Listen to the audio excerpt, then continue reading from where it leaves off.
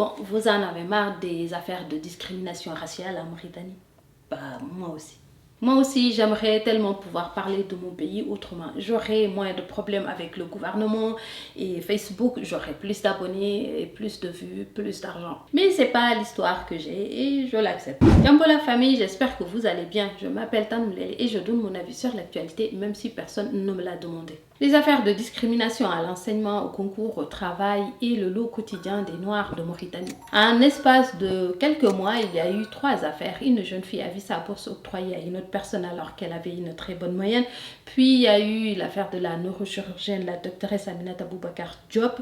Puis cette fois, c'est au tour du jeune lycéen Habib Osman. Habib Osman a obtenu son baccalauréat sciences naturelles avec une moyenne de 16,75 sur 20. Il est donc autorisé à poursuivre ses études de médecine à l'université Cheikh Anta Diop de Dakar. Mais l'État refuse de lui verser une bourse. Le jeune homme vient de fêter ses 19 ans en janvier dernier. Le seuil de l'âge est compris entre 18 et 20 ans. Le ministre de l'Enseignement supérieur prétend que le système est automatisé depuis 2013 pour que personne ne puisse intervenir. Que le système prend en compte l'année en cours et l'année académique pour laquelle la bourse est octroyée.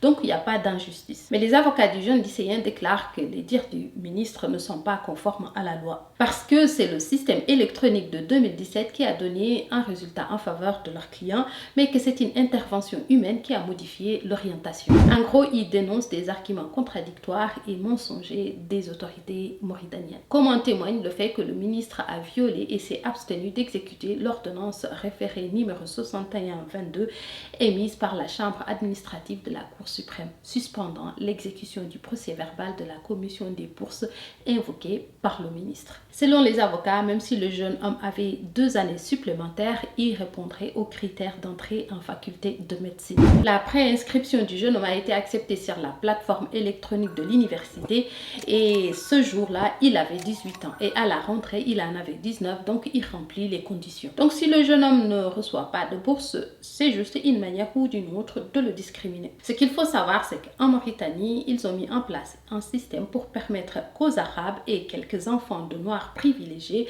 de prétendre à certains types d'études. Voir son nom effacé ou supprimé d'une liste d'admis ou sa bourse attribuée à une autre personne, c'est le quotidien des Noirs en Mauritanie. Après, vous vous étonnez que ce pays soit dans cette situation. Si vous éliminez les jeunes les plus brillants pour mettre à la place vos médiocres enfants, c'est pour aller où même? En médiocratie où vous habitez? Moi-même, mon petit-neveu a eu la même chose. Il a eu une bourse au Maroc. Ensuite, il y a eu le Covid.